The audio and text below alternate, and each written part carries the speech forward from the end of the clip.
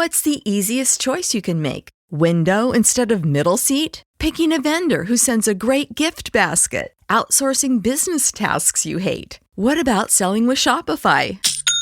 Whether you're selling a little or a lot, Shopify helps you do your thing, however you cha-ching. Shopify is the global commerce platform that helps you sell at every stage of your business. From the launch your online shop stage to the first real-life store stage, all the way to the did we just hit a million orders stage. Shopify's there to help you grow. Whether you're selling scented soap or offering outdoor outfits, Shopify helps you sell. Wherever and whatever you're selling, Shopify's got you covered. Sign up for a $1 per month trial period at shopify.com/try. Go to shopify.com/try now to grow your business, no matter what stage you're in. Shopify.com/try.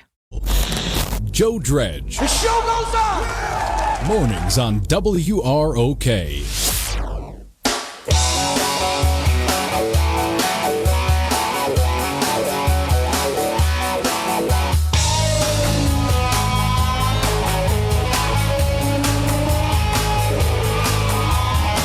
Over 95 years in the books and still on top. This is Rockford's News Talk 1440 WROK. 6 minutes after 8 o'clock at News Talk 1440 WROK. Riley and Joe, Tuesday morning. The sun's peeking through.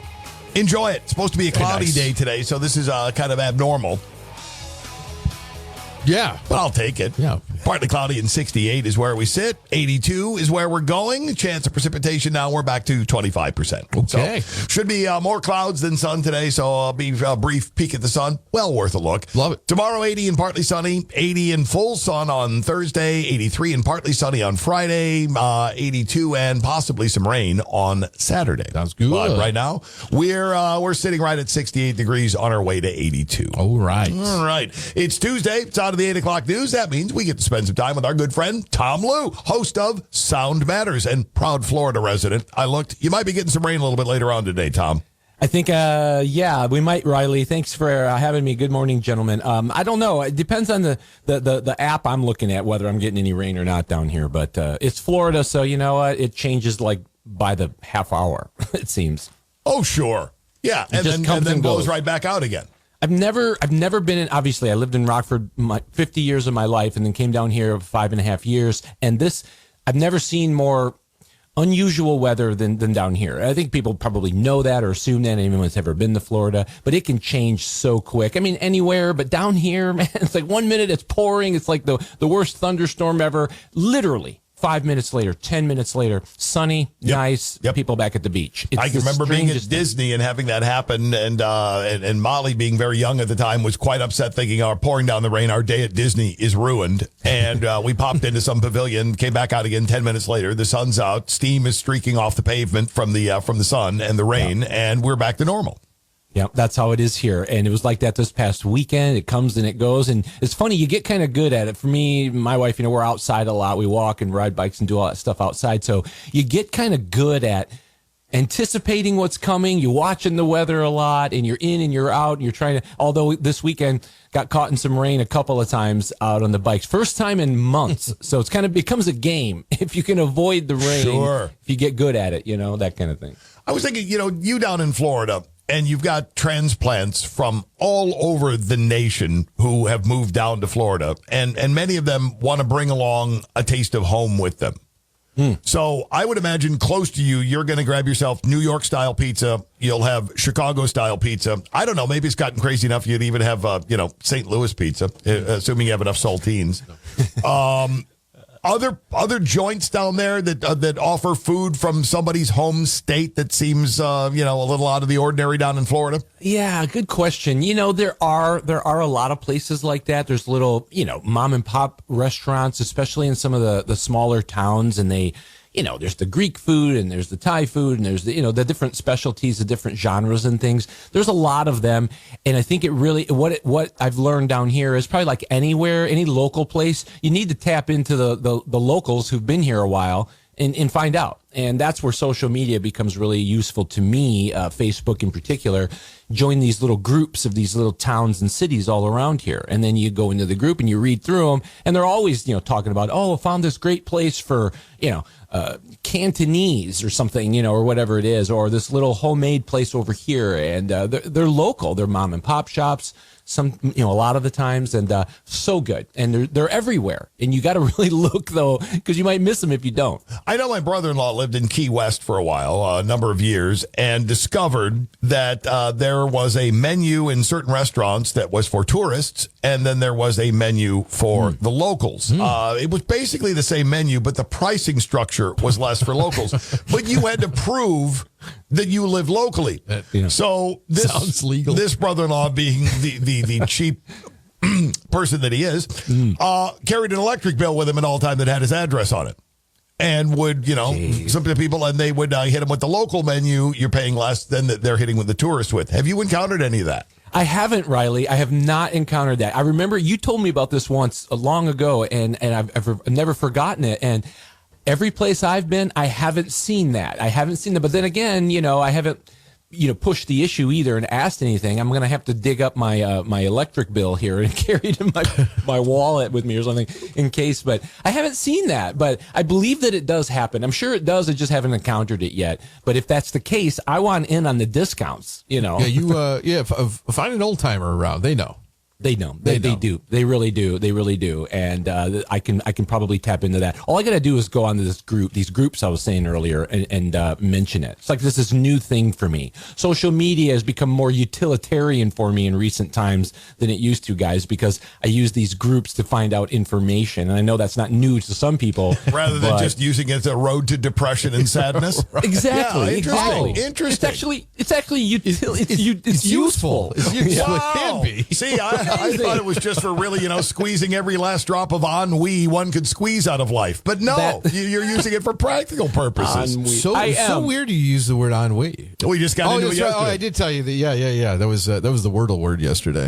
Aggressive. That's a good one. Yeah, that's always a fine word to throw out, and you have people nod along like they know what it means, and then later on go, wait a minute, what does that mean? By the way, it's a feeling of listlessness and dissatisfaction arising from lack of occupation or excitement. Sad. That's ennui. Yes. Yeah, you're basically bummed out. You're dragging a little bit. You're bummed. You're dragging a little bit. What social media does to most of us most days. Pretty much. No, it will do it. It will definitely do it. Hey, when I was talking to Tom off air, he said, hey, have you guys broached the subject yet that it is National Drive-In Movie Day? And I said, no, but we will now. No, we were bogged down in that little known historical phenomenon of D-Day. D-Day, yeah, I don't know what happened there that we skipped right over drive-ins. Well, not to be outdone by that news, today's America's first drive-in opened in 1933, apparently, near Camden, New Jersey, in what began as the craze of drive-in movies. And I got thinking about that. I've talked about this with some friends. It's really, I miss that, and I'm probably dating myself by saying that. But drive-in movie, if you guys, when was the last time anybody's been to a drive-in movie? Riley? Can you even remember? I'm going to say close to 40 years. 40. Joe? Close. 3 years ago. 3 years ago? I saw the Bill and Ted movie, the drive-in, the new one. I do that. Where? Sterling. Okay. Yeah, there's the one down in Sterling. Terry and I, the last couple summers, we've made a trip to do one of the drive-ins in the area. Over the summer, it's still a blast, man. I was going to ask you, is it as fun as it used to be? I would say it's almost better. It's almost kidding. Yeah, because it's the sound's better from what I understand. Well, yeah, the sound's better. It's there's so much more because we get there early. We bring a little portable speaker with us. You listen to some music, you hang out. Until it gets dark out, and then the sound is, if I'm remembering correctly. You can pick it up through Bluetooth now. Okay. So or a lot of them are using the FM radio. Like you go through holiday displays, you tune it to FM, blah blah blah. You can hear our info. That's how they're doing that too. I'm sorry, it wasn't Bluetooth. Yeah, it was FM radio. So if you through our speaker, we can pipe the sound through there. You can just turn it on your car radio if you want. But nice. It's great. It's great. I highly recommend checking out one. There's about 4, I think, within an hour's drive of Rockford, in the area here. But yeah, they're still out there. They're a lot of fun. I'm going back to the 1933 one. How could you? Do they have lights powerful enough? I mean, it's tough to see now. Yes, they did. It's tough to see now. I imagine how blurry that was. Joe, my question: when you and Double T go to these drive-ins in recent years, how many people were in the trunk going into the place? I can remember doing that. I can remember doing that. Anybody? I'm trying to remember if they were charging per car or per person. I think it varies different places you go to. But no, some of them have, the full concession. One of them, you get some pizza and, you have a whole picnic out there. It's a good time. It's a good time and very nostalgic. And I think honestly before I went to these with Double T, well, you know what I did. There's one out in Arlington Heights, or maybe a little bit north of that. But I used to drive by when I was working at Buffalo Wild Wings. I remember I was going home one night and I had nothing to do that night, and Spider-Man 3 was playing, and I went to a drive-in movie by myself. I don't know where that is on the level. Really? Yeah, I don't know. Oh my God! We have to talk about that. You should have never. Couch time, Riley. Joe's going on it. That's Joe. Joe, let's talk about your childhood for a minute. Oh my God. Yeah, your dad's listening, right? He needs to weigh in. I was on this. driving by it, and the credits were. They were playing like Toy Story or something before. And of all the movies to decide, this will be the one that I'm going to go see alone. Spider-Man 3, the worst offering of the lot. The credits were rolling on Toy Story, and I saw the Spider-Man 3 was about to start, about 20 minutes, and what the hell? I got nothing to do. I picture a smoking tire U-turn on the highway as Joe pearls it back around to get into the theater. With extreme pride, chest just puffed out. I'm going to the drive-in. I was going to go to the drive-in theater. Yeah. So at least this time I'll be able to hear the whole movie. That was about 10 years ago, or whenever Spider-Man 3 came out. Did you sit through the whole film? Yes. Did you stay awake? Did you stay awake? Yeah. Yeah. I was just getting done with work. I was amped, ready to go. At any point during this, did you say to yourself, God, where's my life going? Did you have any moments of reckoning? Anything? I'm pretty sure I thought it was normal until right now. Till right now. Well, Tom, I think your next motivational speech has written itself, hasn't it? I just got it right. Forget Chat GPT. I got Joe That's Dredd. old news. Time out. I've been a solo movie going guy for a long time. Well, so have I, Joe, and we've talked about this, but going to a theater and a drive-in, those are different, man. I'm sorry. I didn't set out on a Friday night to go catch Spider-Man. And it was a Friday night. Well, that's the only nights they were open. Couldn't have been a Tuesday. It would have been a little better. No, it was Friday. I'm just, I'm literally blown away because I really thought the only guys who went to movies by themselves were like Fred Willard and Paul Rubens. Paul Rubens and Fred Willard were the only ones that I knew about it, and now you. And there's one difference between you and them. One difference. You haven't been caught. I've been caught with Spider-Man 3. Wow. This is good. We've learned a lot here.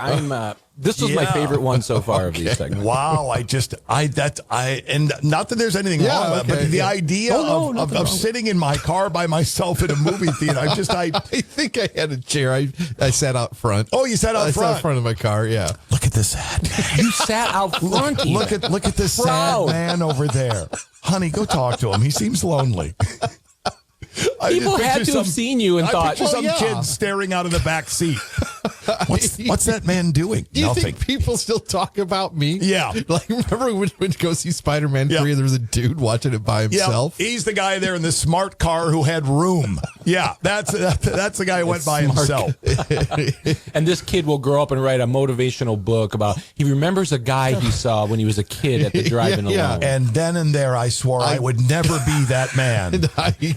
I'll only go to movies with lots of friends. Fired confidence.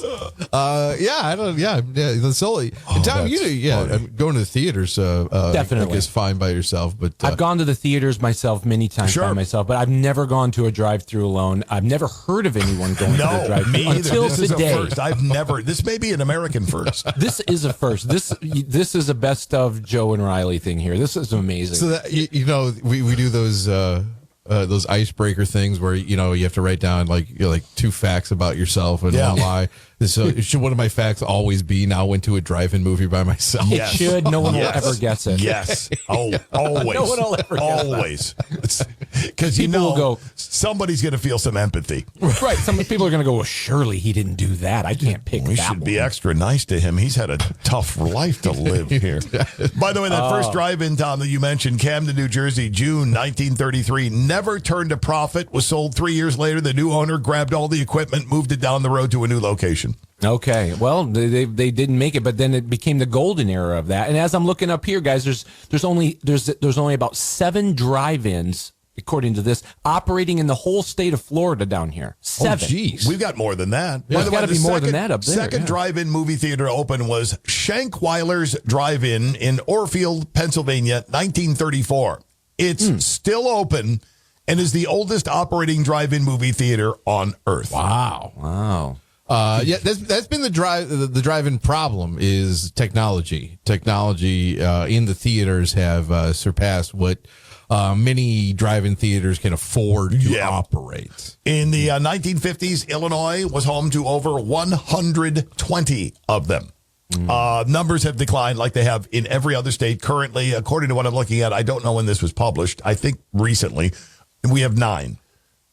9 left. Okay, Skyview so Drive-In in Belleville, Route 34 Drive-In in Earlville, Harvest Moon Drive-In in Gibson City, Skyview Drive-In in Litchfield, McHenry Indoor-Outdoor Theater in McHenry. McHenry Indoor Outdoor, that was the site of the Solo Spider-Man That's viewing. the one. Oh, Yeah. Oh, and that's a little mark next to it saying that. Yeah, cool. Joe Dredge was here. Yeah, it's just a little sad emoji. Drive-in theater in Newton, Route 66 Drive-In in Springfield, the Midway Drive-In in Sterling. That Midway, that's the one Terry and I have been to a couple times. That's the Midway, by the way, old-fashioned one-screen venue located in Sterling, but in continuous operation since opening its doors in 1950. They do a really cool horror fest thing in October where they start playing horror movies at like 8 o'clock and go till sunrise. Wow. Yeah, they play like 7 movies in a row. So some really old bad ones. I think, Joe, this is a great blog post title for you. You know, the pros and cons of going to drive-in movies alone, Right. And the insights that you have from that, because you're probably one of the only people that can speak to it that I know. Yeah. Dinner and a movie for one. You know. Stuff. I like it. So you tell me that the girl I was dating at the time when she was up. Oh, wait a minute. Wait. Hold it. This is getting better and better. It's like the airbags just came out of the dashboard on that one. Hold on. You went to a drive-in movie solo, Correct, while having a girlfriend. Yes. Yeah. Can I explain again? I would appreciate your attempt at this. It was a Friday night. Well, Okay. Why would you spend time with her on a Friday? That's That's always even worse. That's It was- single night if ever there was one. It was a Friday night. Uh-huh. I lived in, I think, Arlington Heights at this point. She lived in Park Ridge. I was working that night and got off around 9 o'clock. She was doing something else that evening in the city or whatever. I was just driving back home. That's when I drove by Spider-Man 3 and decided to go see it. She was doing something else, or she ended up doing something else because she wasn't invited to the drive-in. That seems more plausible. Tom's take on this might actually hold the water. We had, this might sound plausible too, we had no plans to hang out at all that night. Oh, okay. Yeah, to Sure. see her that night. Sure. So, Okay. I mean, Well, yeah, that makes sense. And so you weren't at that point where it's obligation to go to every movie together, right? That's why you went alone. well, Or did she point out there was an obligation to go to every movie together and just what the Or hell you do you didn't think you're want to doing? go with her. Well, Yeah. no, it's not that I didn't want to go. Maybe she didn't want to go see it. I'm not really sure, but no, but I thought she was mostly mad that I went to go see a movie without her. Maybe in hindsight, she was mad because she was dating a weird guy. They went to a drive-in by himself. That might have had something to do with it. Joe, I've decided I'm going to be doing something every Friday night. Well, she eventually did. And still is, I'll bet. It still is, I'm to sure. this day, she's doing things, what she wants to do on a Friday night. Yeah. And not look back once. No, I doubt she thinks about me often. This is great. Actually, I bet she Think of all the drive-ins I've missed. Yeah, you just We've go by learned a lot yourself. God, that I could be part of a Dungeons and Dragons crew. What the hell did I kiss off? What did I lose? Joe has got the most unique and eclectic recreational activities. I'm telling you, absolutely. What Joe, what you do, like, with your spelling bees and your Dungeons and Dragons, all the things that you do. I'm not saying those things are obviously very popular, but it's just I don't know one other person that does the things that you do.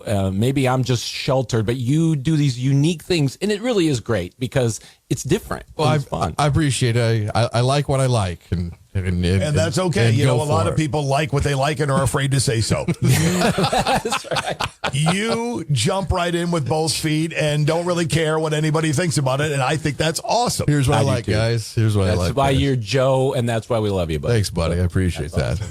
Yeah. Very cool. All right. My Well, goodness. this- I learned a lot, Riley, today. This was informative. Thank you. We have learned a whole lot about drive-ins, about the people who attend drive-ins, and With or I without don't know dates? what else there is to put a bow on this. I don't know, I feel like the story's going to spread, though.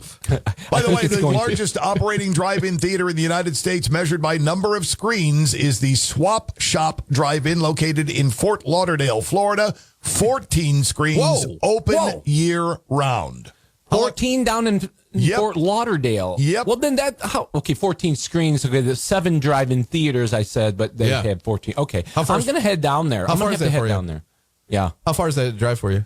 Fort Lauderdale, it's about 3 hours, three and a half. Yeah, make a something day like of it. You'll be fine. Not too bad. Not too bad. Should I go alone? Yes. That's the question I'll be pondering. Yes. That's what the cool guys do. But I all the hear. cool This kids is what I hear. Are you there to see a film, or are you there to talk and make out? You decide, Tom. I'm there to make a statement like my hero Joe. I hear Bobby's busy Friday. She's doing some stuff in the city with her friends. Except I don't want her to keep doing that without me later. I gotta work that You know, out. my girlfriend, she lives in Canada. You know, while you guys, I went to school with a guy like that. Yeah, I got a girlfriend. She's in Canada, though. Yeah. Right. Okay. Sure she is. For a better idea, if you're going to go to the drive-in and you're going to sit there, why not listen to Sound Matters during the preview? There you go. Yes. How do you do that, Tom? Well, what you do, Riley, is when you're at the theater or whether you're inside, outside, wherever you are, if you pull up on your phone soundmatters.tv, that website, that goes to the podcast of the Sound Matters Show where all of our episodes are there. Music and entertainment talk, interviews, news, that's what we do. And we appreciate the support as always, guys. This was informative and very entertaining. He just Thanks, likes it. Joe. He likes it that it was someone else's day in Somebody the else did barrel. it? Yeah. I am thrilled. Somebody else with got that. a day in the barrel, and it wasn't him. He's coming Thank around. goodness. He's coming around. 8:28. Here's Hannity. Waking up.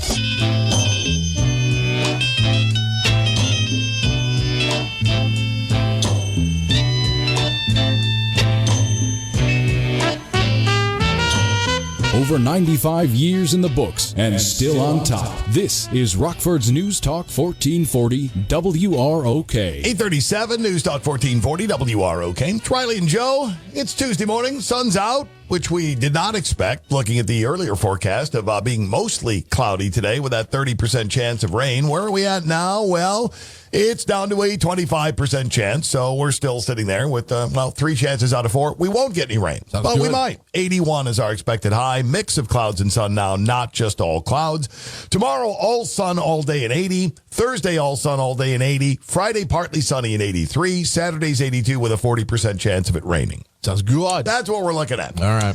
We're talking a little food with our friend Tom Liu in the last half hour about, different people moved Different down to venues. Florida from all over the country, well, all over the world, Yeah. and set up joints that offer up the stuff that they remember very well from their home state or their home country. Yep. Mm-hmm. And Florida, New York, and California, I believe, are numbers 1, 2, and 3, or not necessarily in that order, but they're the top 3 as far as wide divergence of restaurant offerings. Sure. Yep. I mean, you'll find them in every state, but not to the level that they do in those. Right. Chicago does a pretty good job, too. There's a lot of offerings from different places. You ever heard of Icelandic pizza? No. I hadn't until this morning. Is herring part of it? Well, worse, actually. Okay, all right. I was going through mashed.com, which is a wonderful foodie website we pull some stuff from, and headline reads, "We're seriously questioning Iceland's pizza topping choices." Okay, all right. Now, they point out pizza's been part of the American life since the late 1800s. Yeah, but back then, not a very big part. No. Post-World War II is when pizza in this country really took off. But in Iceland, pizza only dates back to the 1970s. Oh, okay. Which might be why they don't seem to have quite gotten the hang of that whole toppings issue. Pizza toppings are supposed to be good from what I understand. You've got all sorts to choose from. But in Iceland, it seems like the whole country doesn't quite get pizza or else happens to think of it as some sort of TikTok challenge. Sure. MASH says that's the only way to explain some of the questionable toppings Icelanders have come up with. Among the more unusual pizzas spotted in Iceland are apple, hazelnut, boiled potato, salted cod, hot dogs, and bananas with blue cheese. Okay. Oddly enough, when we're talking about these fruit pizzas, pizza sauce and cheese with apples, or is it? Well, that's a good question. Or whether they just cover it with apples, hazelnuts, boiled potatoes, salted cod, hot dogs, and bananas. Putting stuff on flatbread. Not a new thing. No. Been doing it for a while. No. But calling it pizza. Yeah, at what point should we stop calling it pizza? Yeah, well, I think maybe at this point. Okay, all right. Yeah. It seems with all the options on the menu, it seems as though pineapple is just as controversial in Iceland as it is in the U.S. All right, touchy. Some Icelanders enjoy it, which, by the way, they don't even need to import. Fruits are grown in greenhouses powered by geothermal energy. All right. They got plenty of it. The president of Iceland, whose name I can't even begin to pronounce, although the last name is Johannesson. Oh, okay. Once spoke about wishing he could ban the use of pineapple on pizza by law. I do remember but that. he couldn't get the legislature to back him up. Okay. Now, Iceland doesn't have a monopoly on weird toppings. Denmark has kiwi pizza. Okay. Yep, slices of kiwi fruit on it. Yeah. Sweden has bananas. They're big on bananas, although they like theirs with chicken, bacon, and peanuts instead of blue cheese. Sweden also gave us the Christmas dinner pizza that includes anchovies and cabbage. Norway, reindeer pomegranate pizza is a thing as well. Oh, boy. So somebody did put up on Reddit, kiwi pizza from a Danish pizzeria, an unholy abomination. That's a pizza just covered with slices of kiwi fruit. So, I'm going to sit here and, he already talked about the pineapple the debate has come up. I am a fan of throwing the pineapple on the pizza. Mm-hmm. I like that flavor. I prefer it with like a barbecue sauce base as opposed to the marinara base, but it's fine. And sure, kiwi, pineapple. It's the same thing. We're close to the same thing. You're in here. the ballpark. You got a citrusy tasting fruit. Yeah, I'd eat it. I'd be as quick to jump on that as I am a pineapple pizza. Yeah. It's very weird looking, but I get it.